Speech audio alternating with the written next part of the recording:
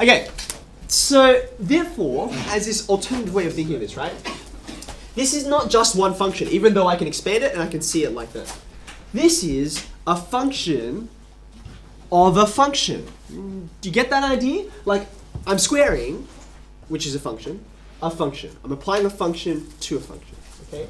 So how can I work with this thing? Well, let's get one of the functions out of the way, right? Here's what I'm going to do. This is like sort of a critical new step, okay? I know how to differentiate things if it's just being squared. That's really easy, okay? So in order to have this thing as just something being squared, I'm going to introduce a substitution.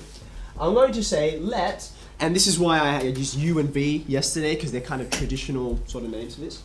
I'm going to let this function here, 4x squared plus 1, I'm going to let it equal to this. I'm just going to give it a name. Just going to give it a name, right? So you see I'm writing this.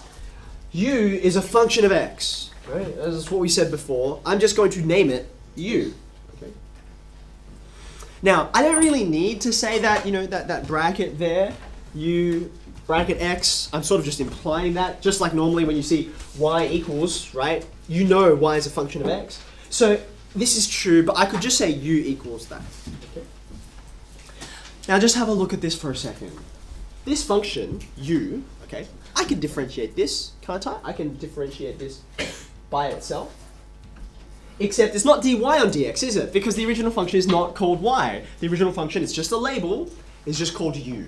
So when I find the derivative of this thing, it's not dy on dx, it's du on dx. Does that make sense? Just a label, okay? What is the derivative of this function here? It's just 8x. 2 comes down out the front, power reduces, the 1 contributes nothing, okay? So that's all well and dandy, but when I introduce this substitution, right, this is not the real problem. This is the real problem, okay? So keeping this in mind, I can rewrite this guy, y, which is also a function of x, is this, which is u, squared. Do you agree with that? Like, that's the substitution I've made. That's why I picked u to be equal to 4x squared plus 1. So it could replace that thing up there. Okay? So here's my function, and here's my function of a function, right? U is a function, and I'm squaring it, okay? Now, down here, I can differentiate this as well. Usually I think of dy on dx, right? Because y is the name of the function. And then x is what I'm differentiating with respect to. That's the variable that I'm looking at. I should apply my rules of bringing powers down and so on. But my variable here is not called x. It's called u.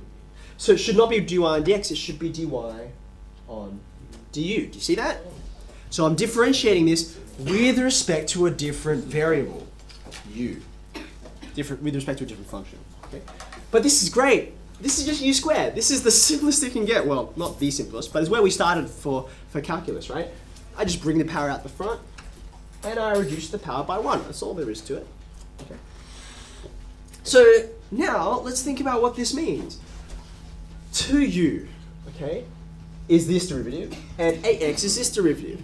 But you can see, and this is part of the reason why we did this, right?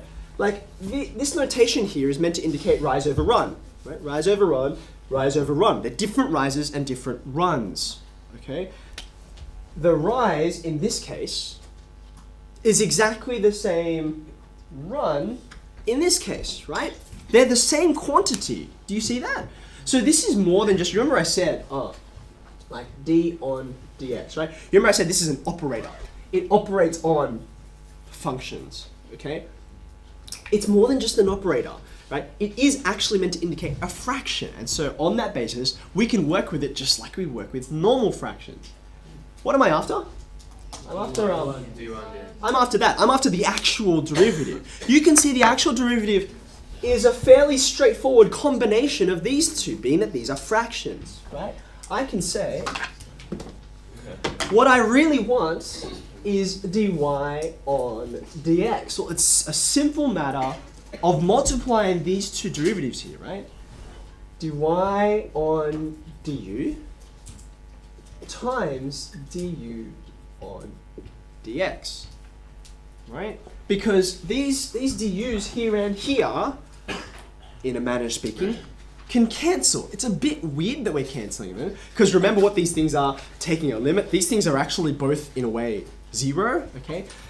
They're not exactly 0, and they're the same, not exactly 0. So therefore, they can actually, I'll just do it in a different color. I can cancel these two, and all I get left with is dy on dx. So now I'm just going to put this into place, okay? dy on du, it's 2 times u, but remember, u is actually this, right? That's actually what u is. So this is 2, 4x squared plus 1. That's what 2u is. I get this from this line, okay? And then I'm multiplying by du on dx. That's 8x.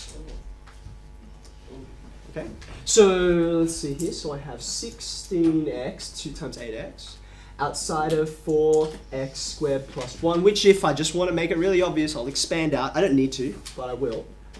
It looks to me like 64x cubed plus 16x. So this was not just a trick of like this fraction business here, right? Me doing some black magic stuff. This really works. This really produces exactly what we expected, right? Because what we did was we reduced a problem that we didn't know how to do. There's a function of a function, and we separated out the functions, right? Once you've got the functions on their own, you can deal with them. We just differentiated them according to the rules we've already established by first principles, okay? So therefore, this guy up here, this statement up here, very, very simple statement, okay? It has 2 names. Number 1, because what it is dealing with is a function of a function. Function of a function, okay? So this is called the function of a function rule. That's what it helps us to differentiate, okay? But as you can well imagine, function of a function rule is a bit of a mouthful. So more colloquially what it's called, and this is what I'm going to say from now on, I'm not going to say function of a function anymore. It's called the chain rule. It's called the chain rule because what you have here, when you look at this, it's kind of like a chain of derivatives where this du and du, they're kind of like the common link. Right? These two pieces are linked together and therefore they cancel and give you back the original derivative you want. Okay? So this is a chain of derivatives that's strung together to give you the actual derivative that you want. You have to take 2 of them. Okay?